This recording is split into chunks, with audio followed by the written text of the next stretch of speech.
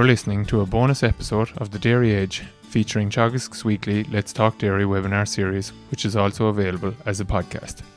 Hello, and you're all very welcome to this week's Let's Talk Dairy webinar. We're going to be joined by Donal Ronayne, a dairy farmer from County Mayo, who is in the Aurivo Teagasc Joint Programme, and we'll get an update from Donal on how the spring has went, and an overview in general of his farming system.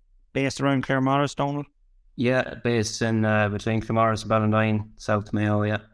So, come here, Donal, a little bit. Maybe give us a wee bit of a background about yourself, your farming system, before we maybe get into some of the cow performance, grass performance data.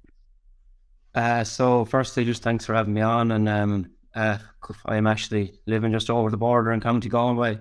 Grew up on a suckler beef and sheep farm, and decided to follow a career in ag. So, did ag science in UCD. It was around the same time the abolition of quotas, so I thought dairy was kind of the way to go. So got a kind of a feel for milking from milking for a neighbour of mine, and kind of got to like it. So I decided to progress and maybe try and follow a career in dairy, and started out in a farm in Roscommon, a new entrant farm, and did the conversion period there. I spent 2 years with a grass-based farmer in Chim on his second unit, and got a good, very good experience there. Then myself and my uncle, who was a suckler farmer as well, decided to go into a bit of a collaborative arrangement and start milking cows here on his home farm. So basically, we set up a company. We're both shareholders and directors, and I run the day-to-day running of the farm, and he's like a silent partner. He has a beef enterprise separately to the dairy enterprise that he farms on his own, and he also is a contractor. So that's the business side of it. We're milking 194 cows this year. We're in our third year of milk production. We're stocked quite heavily, stocked at 3.7 on the milking platform, 2.7 overall. That's on adjusted hectares. 53 hectares of a milking block, 24 hectares of silage, and 13 hectares of a heifer air block. So overall, we're quite heavily stocked. And spring calving system, crossbred herds. Last year we did over 500 kilos of solids on a ton of meal, and we're aiming for that 530, 540 kilos of solids from a similar, maybe 550 kilo cow, that type of a system. Just to come back, when did you actually start, Donal? Like, I think last year was only your second year in production. Yeah, 2020 we calved down 205 heifers. We milked 205 heifers in 2020. We milked 200 last year, so that was nearly all second calvers. And this year we're in our third year of production this year. Yeah, very good. So you had your third spring of calving cows, I suppose. How did it go before we get on to the difficulties around grazing? Calving go pretty well. Yeah, it was a tale of two halves, I think, kind of. Right. Up until about the 10th of March, everything was too good to be true. Like, the weather was unbelievable. Cows were calving unattended, no assist. Calves were up and healthy, vigorous. We had absolutely no issues. We lost, I don't know, did we lose maybe, I think it was 2 calves the whole spring. Everything was going rosy. But around the 10th of March, obviously the weather turned, grazing got quite messy. Cows were under a bit more pressure, milking out of the sheds. So we had a small bit of mastitis, and cell count slightly crept up, and all the issues that go with it. And we actually lost 3 cows throughout the spring, which was very disappointing. We had a case of tetany a few days ago, which is our first case since we started milking. And we had 2 freak things towards the end of calving, where we had a heifer that bled internally, and a cow with a cow calving backways that actually damaged herself in the calving process, and we couldn't cure the infection. So ups and downs, but overall happy enough. The grazing was quite difficult, kind of, especially from the 10th of March. Yeah. Finished up calving at this stage, Donal, are you, or what way? Yeah, we calved heavy enough. We got through about 82 or 3% in the first 4 weeks, and we were pretty much finished by the 10th of April. We started around the 11th or 12th of February, and we had all bar 2 cows calved on the 10th of April, and those 2 calved this week. So we're finished. And come here, did you do anything differently this spring, I suppose? Maybe we'll touch on labour and the labour available on farm in a moment, but was there anything you did differently, I suppose, that listeners could maybe consider for their own farms? Well, from a calf rear point of view, we installed an automatic calf feeder. We ended up rearing 180 calves last year, and the labour unit I had lined up for spring actually got hurt the week before he was due to start. So we were a bit stretched for labour. So we ended up having a fairly labour-intensive spring last year rearing calves. So we decided to fit an automatic feeder, and in fairness, very, very happy with it. Found it really streamlined the calf rearing process, and just took the pressure off basically morning and evening around that milking time. Just, you could do your calves during the day at any stage. You weren't exactly tied to doing it morning and evening. So in fairness, very happy with it so far anyway. Okay, very good. You mentioned there you rear the vast majority of your calves. Just maybe explain the situation there and what's happening around calf sales. Yeah. So my uncle, as I mentioned, he's a beef farm, which he farmed separately. So he decided to, when he got out of the suckling, to run a calf to beef system. So last year he kept 80 male calves, and this year the same. So that we provide 80 calves go to him, be it Frisian bulls or Angus or Hereford males or females. So he has 80 calves for himself, and then we keep 50 heifer calves, and the remainder are sold off farm. So that's the situation there. Very good. In terms of the grazing, you mentioned this. Happy days until about the 10th of March. How did you get on after that period, or how did you manage it? So we were going to hit a target by the 10th of March. Obviously, grazing conditions were so good, we were full-time grazing from the get-go. We had nearly 50% grazed by, I think, 6th or 7th of March.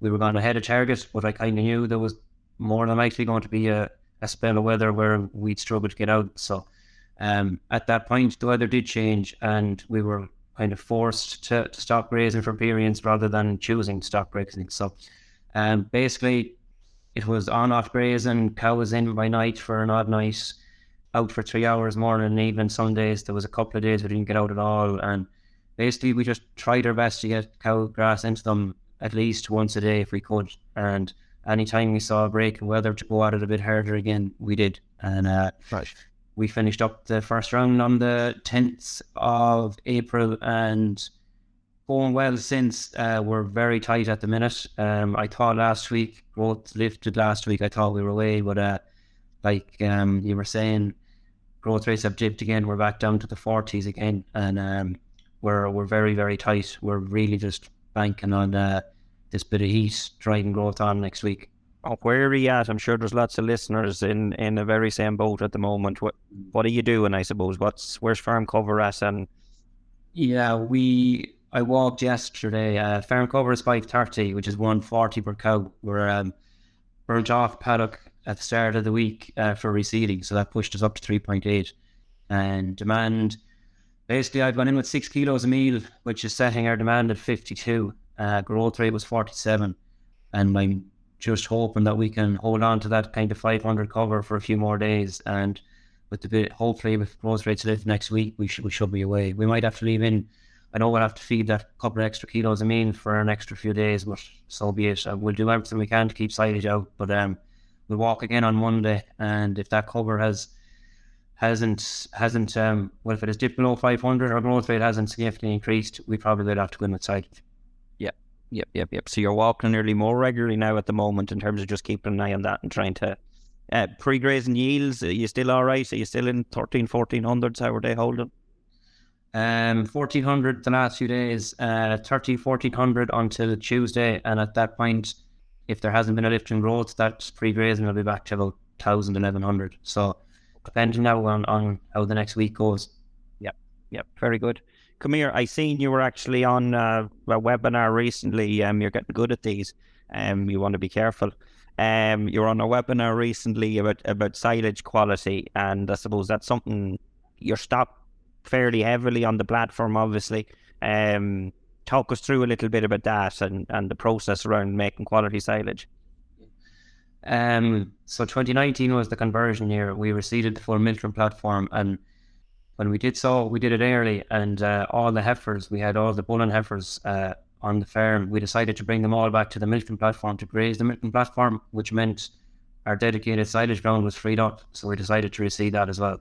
So it's all reseeded in 2019, and Basically, yeah, the stocking rate means we're doing a bit of feeding in the shoulders. We're quite a heavy farm here as well, so grazing after the first week of November doesn't really happen. The 1st of November or even the 5th of November is about as far as we get. So there's 6 weeks there where we milk out of the shed. So it's good to have a good bank of high quality silage for that. Again, in spring, we haven't actually fed a crazy amount of silage now any spring, but it's good to have a kind of a bale of cow equivalent or maybe 2 bales of cow equivalent for the spring. Just like the last month of March there, we did feed quite a bit of silage when ground conditions meant we were rain and that. So basically 3-cut system. I walked on Monday. I was just walking the headlands for branches and stones, whatever. And there's actually more on it than I was taught. Even though the growth has been poor, it's heading for 3 tons. So I'd expect by the 15th of May we should be cutting. We should be if weather allows us. We cut it around the 15th of May. Okay. And come here, quality silage. What's that? You're looking at 75 DMD plus, is it?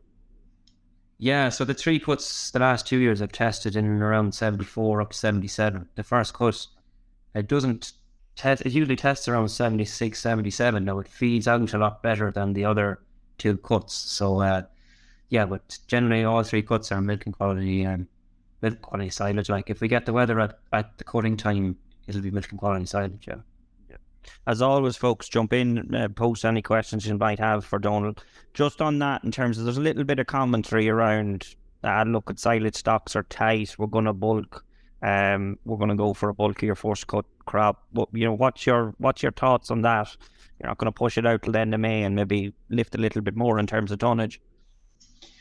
No, I think when you do that, like, you're definitely going to lose out the other end in the second and third cut. Like, our third cut is in by the middle of August, and it's generally you get a spell of good weather at some stage and you get 3 good quality cuts, whereas if you push out the first cut to say the end of May, you're probably going into September for the third cut, and often September silage is poor dry cow feed. It's done, like, so look, we've no issue with silage quantity.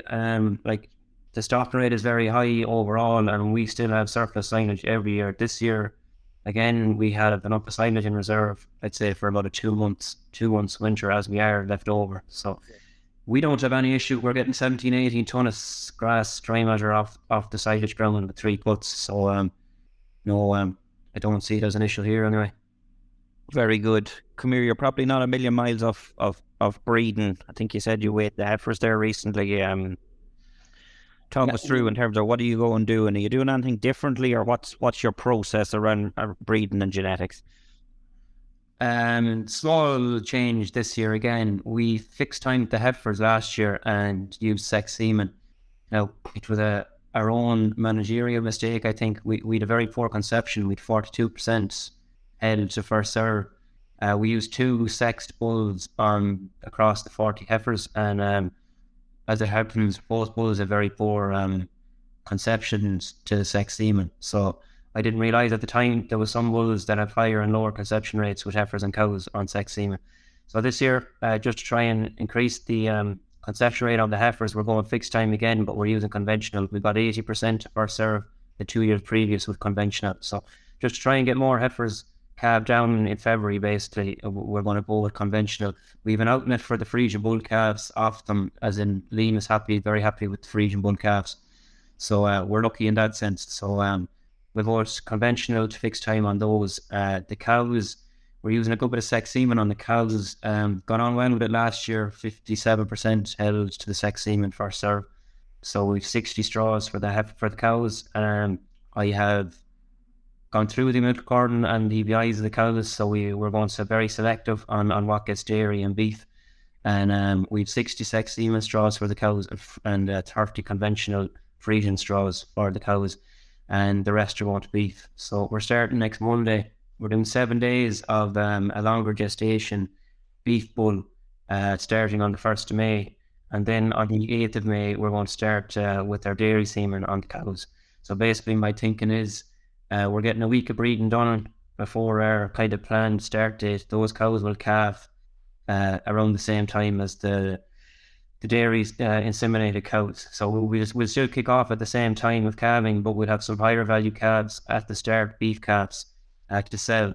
And it also means those cows that served next week, the repeats of those would be back in week 2 of the breeding season, and we'd use a shorter gestation beef animal on them at that stage.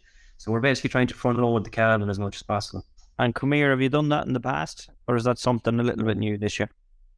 That's new this year. Last year we did a white weight program, so cows due to be served in week 3 got a shot of estrate on day 10, and they were all served by day 14 or 15. So basically it meant 3 weeks of calving was done in 2 weeks, and the repeats that were due in week 6 repeated in week 5, and we used a shorter gestation Angus bull on those. So basically we got 6 weeks calving done in about 34 days or something like that. So it meant we actually sold quite a bit more milk this year in February and March, and I think a lot of it was to do with front loading that first 4 weeks of calving. Good few farmers, when you speak to them now, look at they're wanting to improve the quality of their calves, using better beef merit bulls. Seamus Nolan, dairy advisor, was on last week. He said he hadn't heard of any real issues at farm level in terms of calving difficulty. You're probably using decent bulls in terms of beef merit. Your own uncle's taking them and reared them. Any issues around calving cows? No, the type of cow we have, the Jersey crossing them, like in fairness, you'd be amazed at how they can put calves out with no issue whatsoever. We're picking off the DBI, so we look at the DBI value, but we kind of dig into the carcass conformation and carcass weight a bit. John McCain was a big help on that now to us in the focus farm group. So I just know this year's group of bulls, like, we're pushing the carcass weight up to maybe 16, 18 kilos of carcass weight. Yes.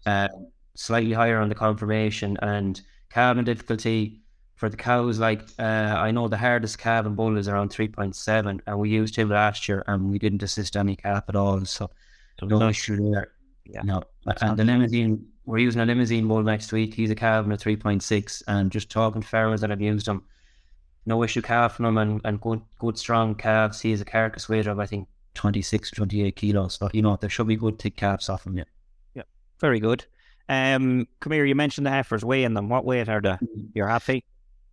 Yeah, bull and heifers happy. We had a difficult spring with the heifers, got them out in February for 3 or 4 weeks. The weather turned and we didn't, the heifer ground will be very, very mixed ground, to be a lot of really heavy. So we rehoused them the 10th of March, got them back out the last days of March. So they were in for nearly 3 weeks. And I was happy, 325 kilos on average on one day.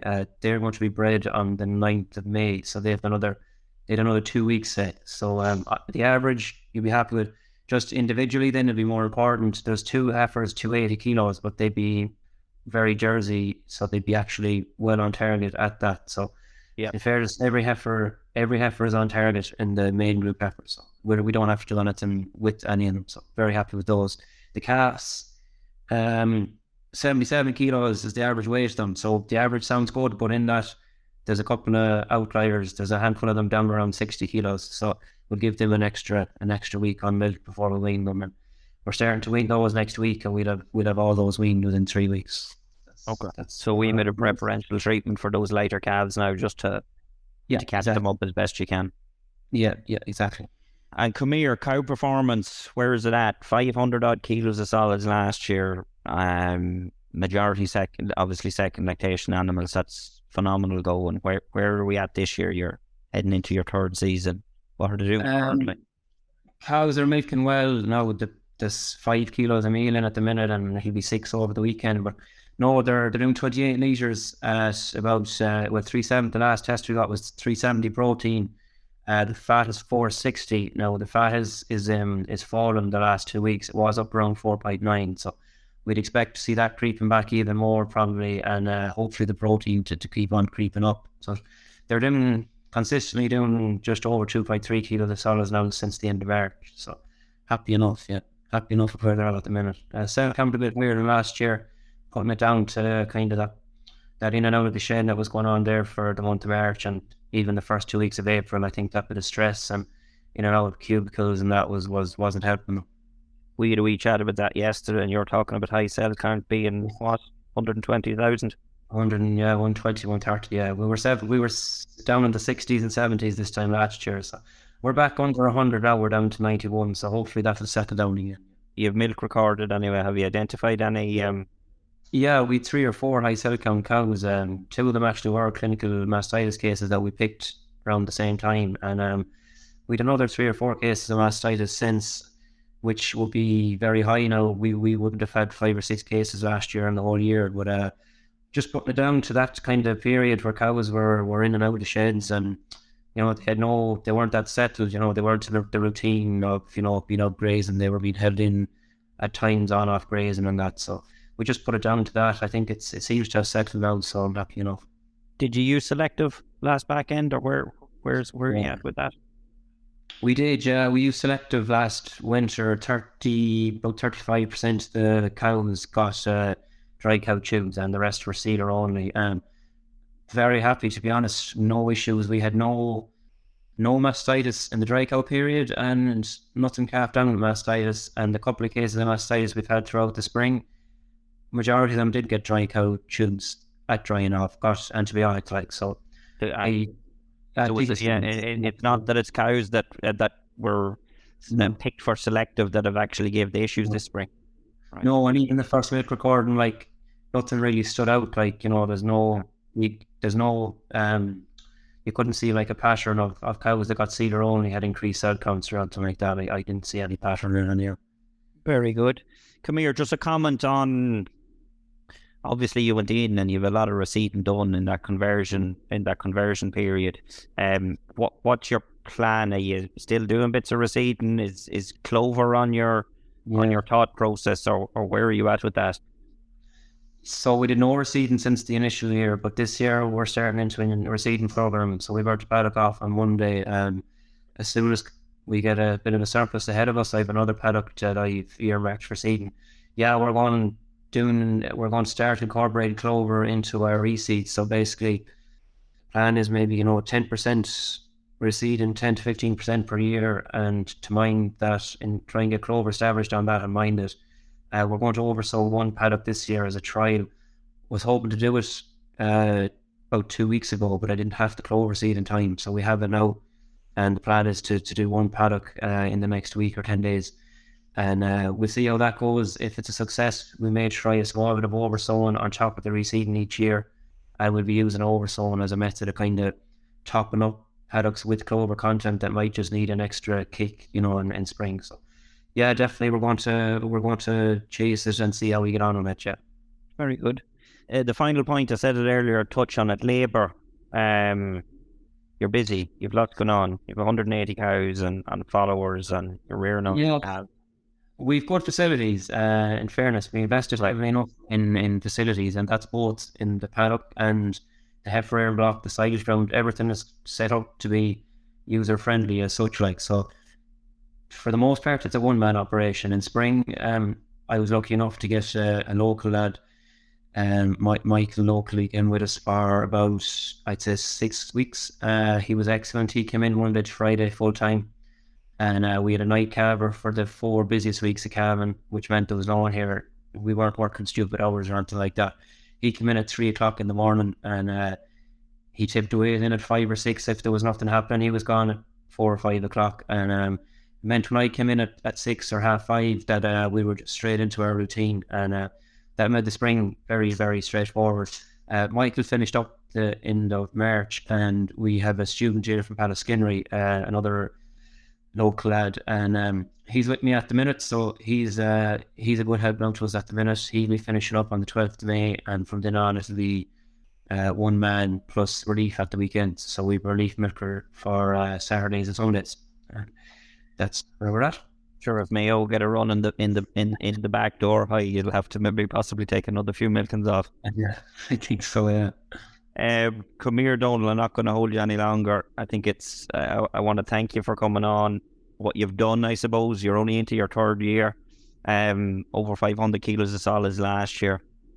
I know from talking to you in terms of your grassland management is exceptional, and the whole system is based very much around grass. I think there's plenty there for viewers in terms of bits and pieces.